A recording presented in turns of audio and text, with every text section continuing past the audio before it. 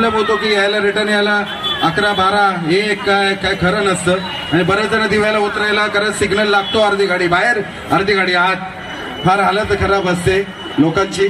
तर त्यावेळेला बऱ्याच वेळेला असे प्रश्न निर्माण होतात की बरेचदा अर्धवट उतरतात, कोणी पडतं, कारण मुलं उतरली की त्याच्या वडिलांना उडी मारायला लागते आणि त्याचे हातपाय काही ना काही नुकसान होतं, त्याची कुठे नोंद होत नाही. आणि त्यासाठी बरेच दिवस संघर्ष, पाठपुरावा, बऱ्याच गोष्टी लढा द्यावा लागला, बरेचसे संघर्ष झाले.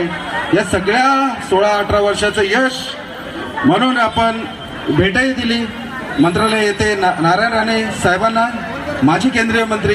त्यावेळेला कुठेतरी असं वाटलं की दादा बोलले की या वेळेला दिव्याला गाडी थांबणारच आणि ते यश मिळाले. अशा बऱ्याच केसी झाल्या, त्याच्यात तानाजी परब यांच्यावर केस झाली आणि यासाठी यश मिळालेलं आहे आपल्या अखिल कोकण विकास महासंघाला. आणि दिव्यात गाडी थांबणार आहे.